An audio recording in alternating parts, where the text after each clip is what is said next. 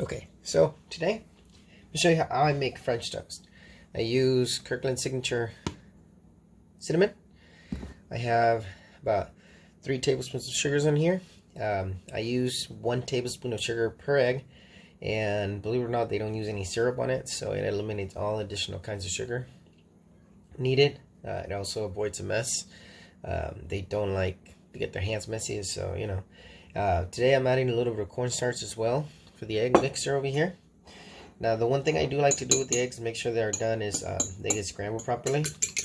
And now what I mean scrambled properly is just, just scramble them and put in a little some air bubbles in there. Make sure that all the proteins and all the fatties get combined so it looks like one even mixture.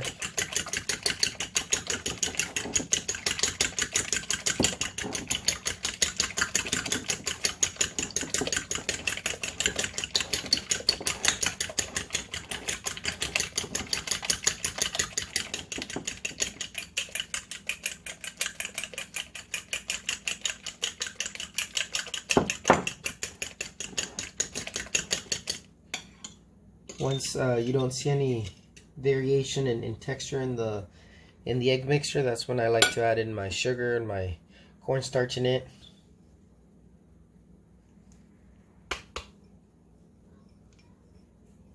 Sometimes I like to add in a little baking powder in here. It changes the texture and the overall feeling of the French toast at the end. So, if you like to eat French toast for breakfast, it's a great way to get your day going. You get carbs, you get proteins, you get vitamins, nutrients. And adding cornstarch and baking powder every now and then changes variation enough that it gives you a little bit of a different taste if you want to. If you don't mind a little repetition, this is, like I said, it's like having a granola bar in the middle of the day for energy. That kind of thing. It gets you through the day without giving into temptation of sugars and all the bad food that is gonna give you those extra 15 pounds. Freshman 15 for those of you going to college. For everybody else, it's just the stress of life. Oh shit. You're not funny, Jack. So right now I have behind me on the stove on medium high heat, which is about 6 on the electric range. Heating up right now to make sure that the pan is hot. I just mix this until I don't feel any clumps. Smooth. If it's a little bit on the side, it's fine. And now this is French toast. If you don't like that much cinnamon, that's okay. Using cinnamon on French toast is hard because you have to make sure that you fold in the cinnamon into the egg mixture, otherwise you get lumps of cinnamon.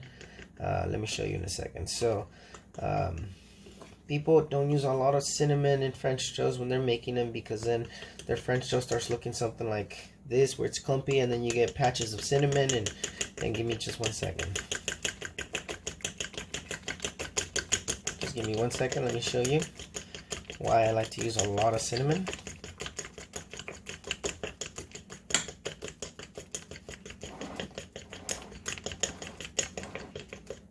Again, cinnamon is something that really enhances the flavor of the food, and the stronger the cinnamon tastes on the French toast, the less sugar they're going to need, because the cinnamon kind of tricks you into thinking that it's kind of like a sweet thing that you're eating, especially with the sugar added in.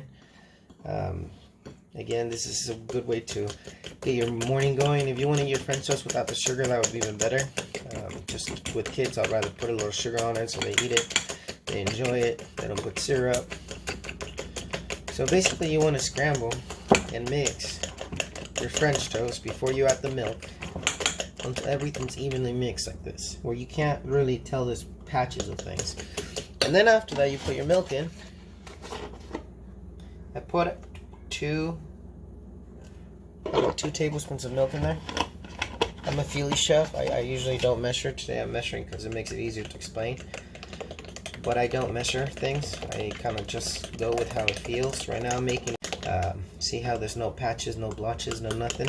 It's going to give you the best flavor. Now give me just 1 second.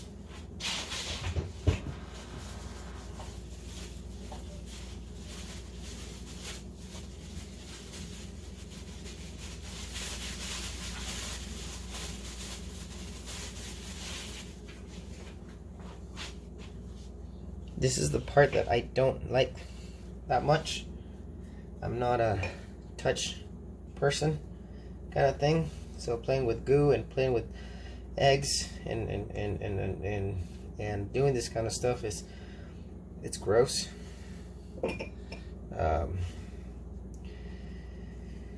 You know, you gotta do for kids what you gotta do, right? They want me to get them a goose set, and they want me to play with them, but it's like, dude, no, I cannot handle touching disgusting things that feel disgusting. Yeah. So anyways, you soak these guys in. I like to turn them a couple times, let the bottom soaked in, then I flip this one over because it was one of the first ones I put in. I flip them by twos, and then I flip it again. Essentially, the egg mixture is going to get evenly distributed in the breads, or at least that's what we're hoping for.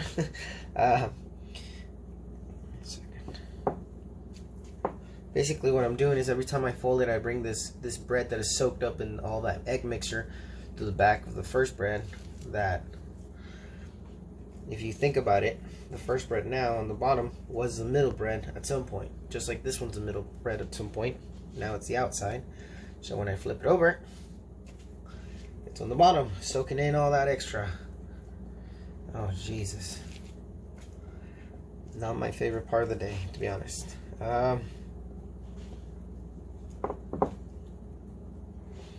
We're almost done here. Oh, they're starting to fall apart. I added a little too much milk.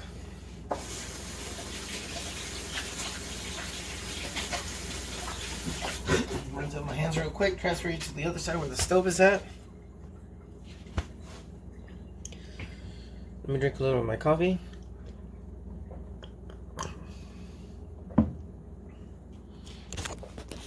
And we're gonna have here, hope you can see, and we get our butter nice and hot. We don't want this too hot because remember, we're cooking the eggs all the way through. I'd rather be safe than flashy, and cooking in low medium heat always enables your food to cook better, more evenly. Using high heat, unless you have a high level of experience cooking, can lead to disaster, can lead to food being improperly cooked. Oh, this one's breaking apart. People are always asking me, you know, when I go to the gym and I work out with people, some clients, they ask me, hey, how about eggs? I love eating eggs because they seem so healthy, but they always taste like rubber. How do I fix that? Well, guys, if you use high heat and you don't scramble your eggs properly, if you're going to scramble them, if you use high heat, you can cook the proteins faster than the fats, and that can create the uneven layers of taste on your eggs. So it's always recommended when you're cooking eggs of any type to, you know, try to stick with medium-low, medium-high heat. I always stick with 6, 7 on the burner. Ah, disgusting. Anyways, after we do that, put the lid back on, let it cook a little bit. It's gonna get steamy. The top of the egg is gonna start cooking. By the time the bottom of the egg starts getting brown, crispy, time to flip them, and the egg is gonna be fully cooked. If you want to check for temperature, the proper temperature for the inside of an egg to be considered cooked, it's 160 degrees Fahrenheit according to the ServSafe proper food management company. Always rinse your plates after you use them.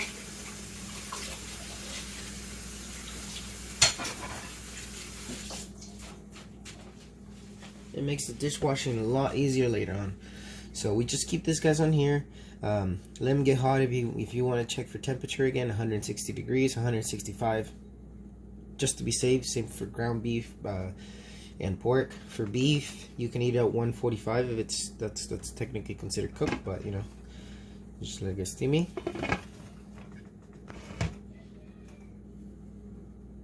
We'll be back in a little bit when it's time to flip them. Okay, so we're back over here. I lift up the lid. Ooh, the steam comes out. You see all those little bubbles on top of the egg? That's usually what it tells me when I'm getting to that point where I want to be at. So now what I like to do at this point is just flip the whole thing over.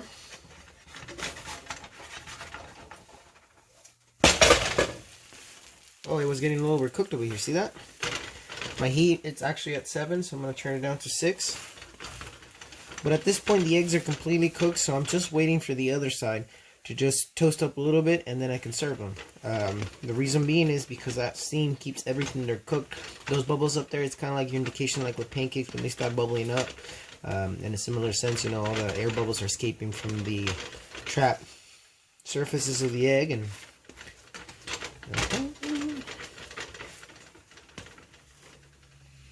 that steam is cooking as it's making its way out. That's usually why you get airy cakes as well too. The water molecules get stuck inside of the bread, and as they're heating up, they expand. Might put this on a little bit more. The water molecules, they start expanding, and they create all those little bubbles inside of the bread. In the meantime,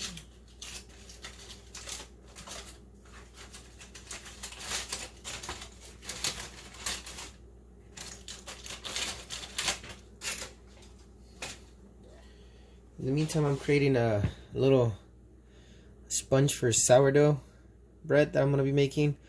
I made some sourdough this weekend, but I thought it was sour. And I was told it's not sour until your ears tingle. So, I'm experimenting now, and hopefully this sourdough bread will actually make people's ears tingles.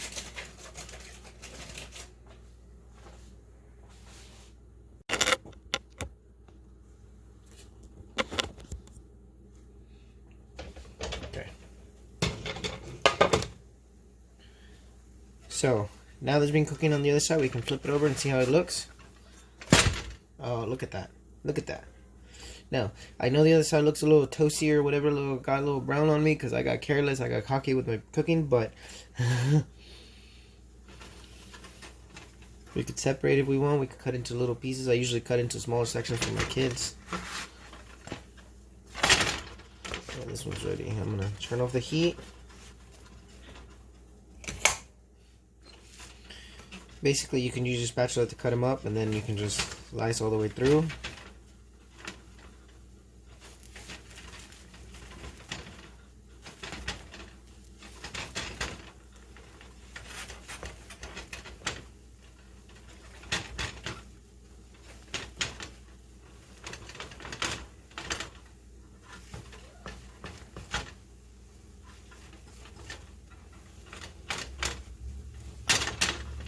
Now this right here happened because of the cornstarch that I added in. It actually created that layer like bread on it, and while it is what I was trying to accomplish, it didn't do it fully, which tells me I needed a little more cornstarch and a little bit of baking powder.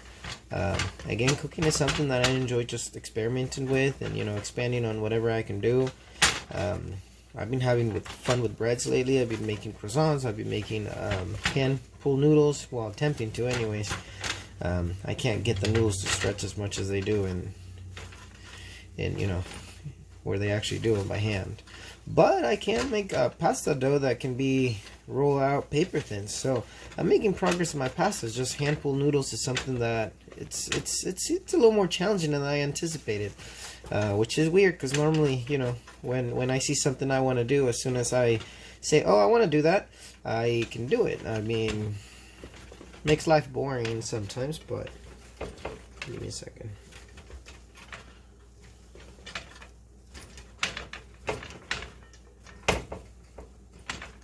This is not the best spatula for the job. This has been through some abuse. Some people learning to cook, not me included, but I might have.